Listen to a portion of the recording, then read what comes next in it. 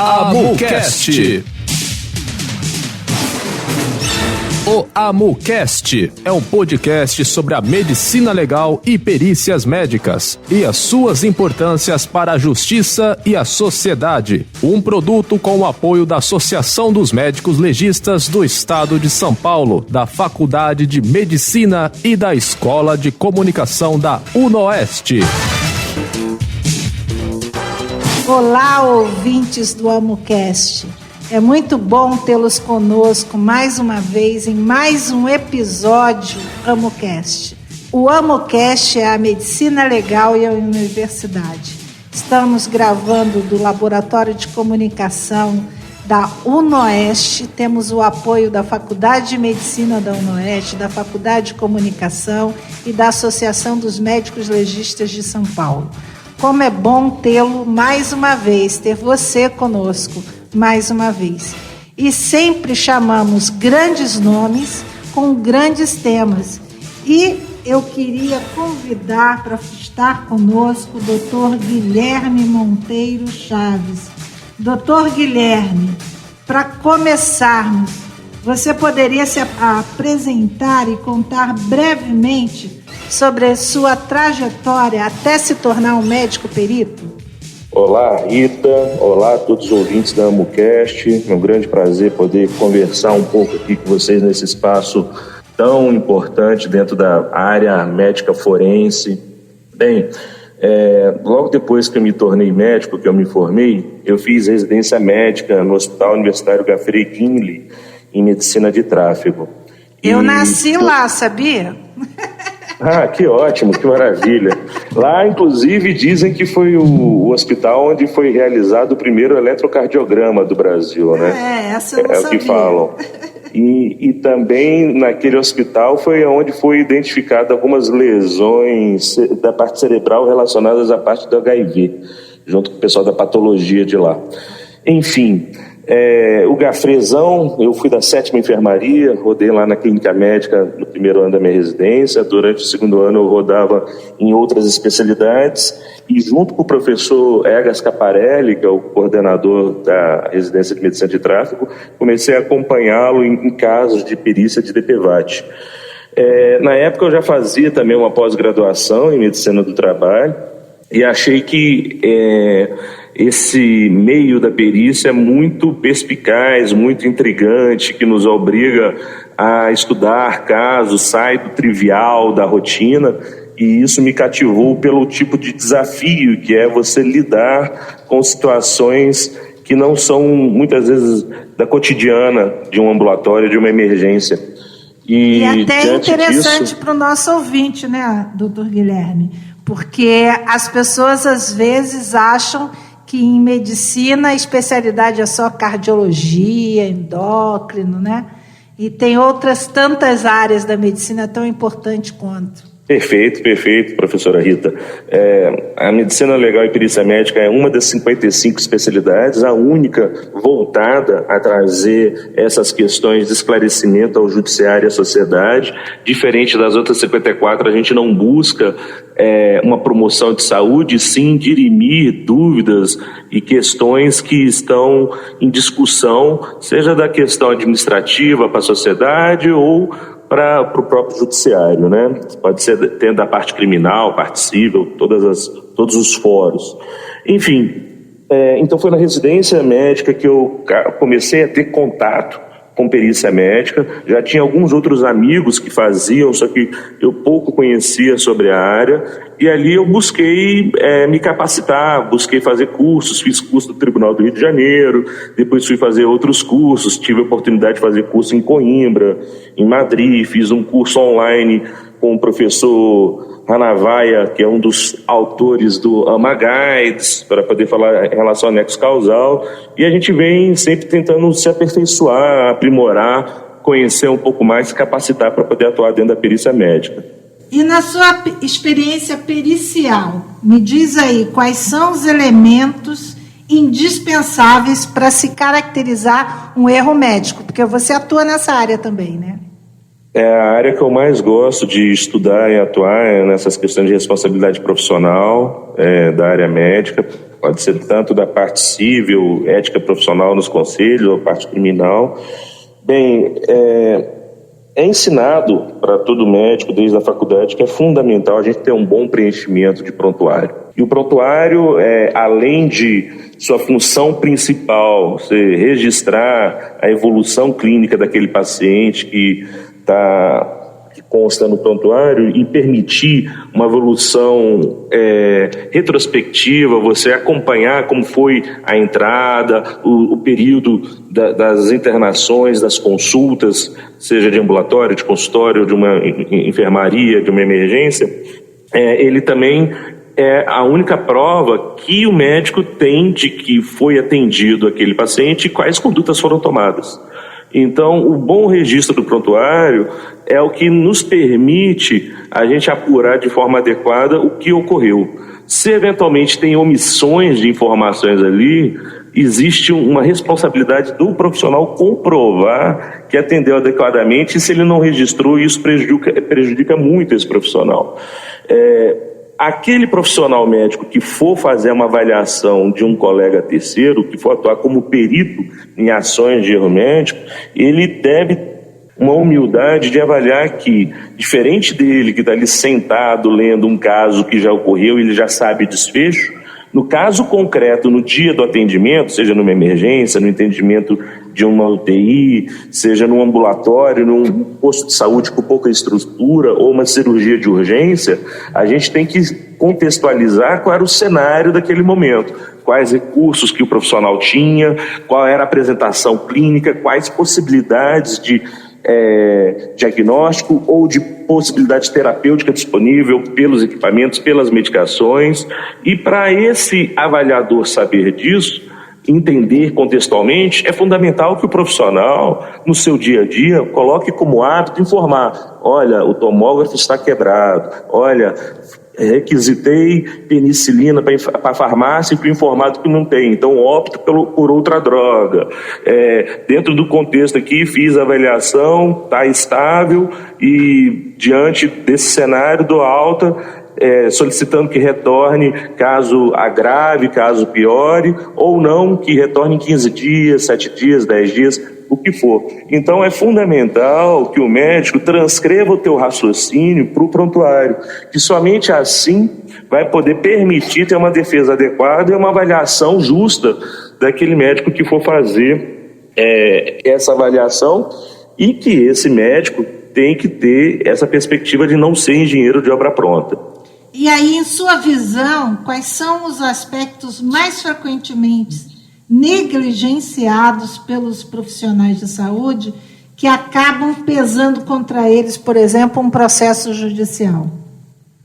Acaba entrando um pouco no que a gente acabou de falar, de muitas especialidades, os colegas têm muito mais afinidade em atender, em operar, em lidar diretamente com o paciente, do que fazer essa parte burocrática mais necessária de registrar todos os ocorridos, né? Principalmente questões de intercorrência, situações que têm alguma complicação. Quanto mais minucioso, maior será o respaldo desse profissional para contextualizar aquele que não presenciou, de poder entender. Além disso, uma questão que eu acho que nos últimos anos tem sido mais frequente de ensino na graduação e cada vez mais importante, é a questão do dever informacional. Principalmente nesses casos que são eletivos, de cirurgia eletiva, de tratamentos que não são de urgência e emergência, você informar adequadamente o paciente sobre o cenário e as possibilidades dele aceitar ou não aquela proposta terapêutica, quais riscos ele toma se ele optar por não se tratar, ou se ele se tratar, quais complicações inerentes ao procedimento podem ocorrer, independente de um erro do profissional. Então, tanto do registro documental do prontuário, quanto a questão do dever informacional, que além de falar verbalmente, oralmente com o paciente, a jurisprudência diz que tem que ter um registro por escrito dessa questão. Já houve casos, por exemplo, que o senhor identificou erro médico evidente e outros em que a alegação era infundada? Poderia, por exemplo, compartilhar, claro, mantendo o sigilo ético, né? Mas poderia falar um pouco sobre isso? Vou tentar ser breve, até pelo nosso curto tempo que temos aqui nesse podcast, que poderia ficar o dia inteiro falando sobre isso. Mas a maior parte das vezes a gente observa que não há o erro médico em si, de fato. Tem eventualmente essa questão de falta de informação ao paciente, que é uma questão que acho que é muito mais uma avaliação jurídica do que médica legal em si. Tem alguns casos muito curiosos, né? A gente pegou situações em que um adolescente sofre uma fratura depois de uma queda de moto, é atendido no hospital, e aí tem uma fratura em galho verde, e aí foi feito um tratamento cirúrgico, manda ele retornar, sei lá, acho que 10 dias, se voltasse antes, caso tivesse algum agravamento. E ele começa a perceber que a perna estava dolorida, estava com muitas dores, estava começando a enegrecer os dedos do pé, daquela perna. Ele volta à emergência e ele ainda no estacionamento do hospital é atendido por um ortopedista que estava lá na unidade e falou: mas não fui eu que operei você vai ter que voltar outro dia. E era uma situação de urgência, de descomprimir aquele membro ali, uma hipótese de síndrome compartimental. Ele volta 2-3 dias depois, no dia que o plantonista que o operou estava. Esse plantonista atende ele, fica desesperado, vê o cenário, solicita um Doppler em outra unidade, a ambulância estava ocupada, ele pega esse paciente, leva no carro dele até o outro hospital. O vascular fala que o membro é viável, é feito depois um procedimento com a cirurgia plástica para reconstruir parte ali da parte que teve necrose e teve que ser retirada, e acaba depois sendo processado pelo paciente, o profissional que operou e que foi diligente por caso. E no final da perícia que eu estava fazendo nesse caso, eu até questionei ao periciado o que motivou ele de processar ali para poder entender o cenário. Ele falou: não, o advogado me disse que eu tinha que processar quem me operou, mas eventualmente quem tinha alguma responsabilidade pelo desfecho não foi quem operou, mas o outro plantonista do outro dia que se omitiu de fazer o atendimento ao tempo adequado. Já tem outros cenários que a gente vê situações de cirurgias com desfecho desfavorável que não tem nenhum registro da cirurgia realizada. E pelos relatos que a gente tem de depoimento, a gente vê que houve complicações no pós-operatório, o profissional foi embora da unidade, não retornou, foi chamado para voltar e não retornou, e teve um desfecho desfavorável com o paciente ficando com uma sequela grave. Nesse caso, além de não ter a descrição cirúrgica, houve esse abandono do paciente num pós-operatório imediato que tinha complicações que não foram resolvidas à época. Outro aspecto importante que eu acho que você poderia nos clarear, né, é entre a complicação médica inevitável e a falha por negligência ou imperícia. A questão eu tenho o seguinte raciocínio, Rita, para tentar explicar de como você diferenciar isso. Quando a gente pega um cenário para avaliação se houve erro ou não, primeiro a gente vai ter que avaliar se o desfecho ocorrido daquele atendimento era imprevisível ou previsível. Porque se é imprevisível, não tinha nada que ser feito. Vamos dizer que o cara estava fazendo um procedimento na perna e diante disso ele sofre um AVC. Será que era previsível ter um AVC durante esse atendimento? Sem fazer uma revisão da temática, me parece que não. Então não tem como você esperar que tivesse um desfecho que não fosse correlacionado com aquele tipo de tratamento. Então, se é imprevisível, não tem como responsabilizar o profissional. Agora, se é uma complicação previsível, vamos voltar àquele cenário da situação da síndrome compartimental depois de uma cirurgia ortopédica de membro, diante da previsibilidade, tem algumas situações que você pode tentar evitar. Então, por exemplo, orientar o paciente a deixar o membro elevado, para ele não ficar pisando, para tentar evitar não ter esse tipo de sobrecarga. Mesmo se o paciente não tomar todos os cuidados, ainda assim podemos ter a síndrome compartimental. Então, dentro de uma complicação previsível, foi tomada as condutas necessárias para tentar prevenir. Um evento, por exemplo, de uma trombose venosa profunda. Foi feito anticoagulante, foi tomado medidas, foi usado, dependendo do tipo de cirurgia que a gente está falando, meia elástica, enfim, situações para tentar prevenir. Se foi feito tudo que era possível de se prevenir e ainda assim teve desfecho, então não há responsabilidade profissional. Agora, se havia indicações de dar orientações, medicações e propedêutica para tentar prevenir e não foi feito, aí a gente pode acabar incorrendo nessa questão da negligência. Na sua opinião, você acha que os médicos estão preparados adequadamente para lidar com o processo judicial? E principalmente com a elaboração correta de registro clínico?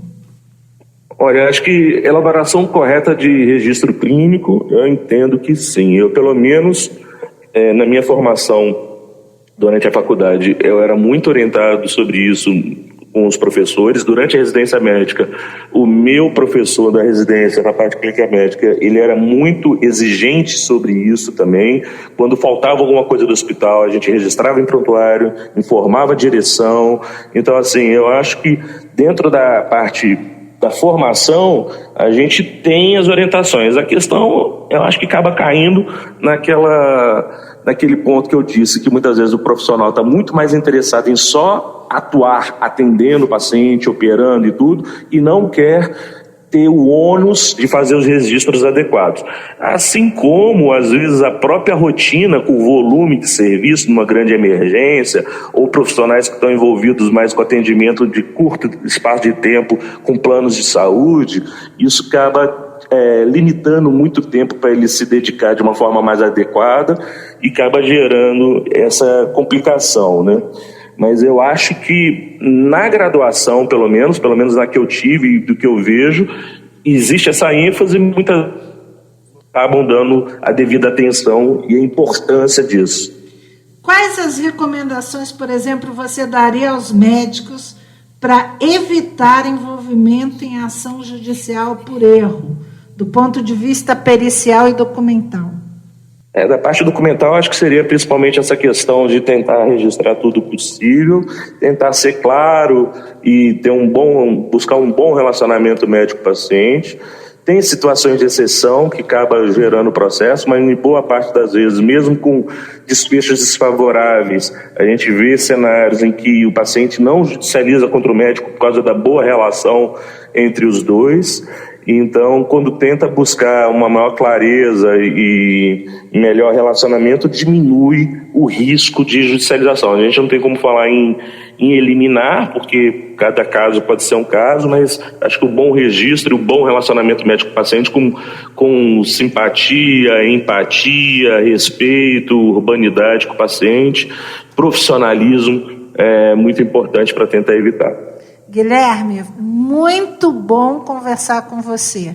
É uma pena esse tempo apertado que nós temos e já explodimos o horário. A gente sempre explode o horário porque nós ficamos envolvidos com a temática e sempre os nossos entrevistados são excelentes. Então, eles vão dando informações que a gente quer mais e mais, né? Mas vai ter outra oportunidade de você voltar.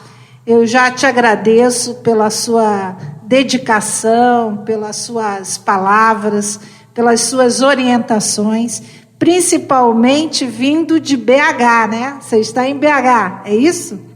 Na verdade, eu estou numa megalópole chamada Bocaiúva, no norte de Minas, próxima a Montes Claros. Então, eu digo assim, que o AMUCast, ele vai no Brasil inteiro. A gente cada dia traz uma pessoa de um canto desse país fazendo medicina legal, mostrando o quanto a medicina legal é importante para o Brasil, né? E principalmente no mundo inteiro, mas como estamos falando do nosso país, como ele é importante para auxiliar, iluminar a justiça do nosso país. Então, eu queria agradecer mais uma vez. Muito obrigada, Guilherme. Eu que agradeço, Rita. Muito obrigado pela oportunidade. E quero também agradecer a você, ouvinte, pela sua participação. Não se esqueça de dar um like e se inscrever no nosso canal. Sempre temos grandes profissionais e grandes temas. Muito obrigada. AMUCast. O AMUCast é um podcast sobre a medicina legal e perícias médicas e as suas importâncias para a justiça e a sociedade. Um produto com o apoio da Associação dos Médicos Legistas do Estado de São Paulo, da Faculdade de Medicina e da Escola de Comunicação da UNOeste.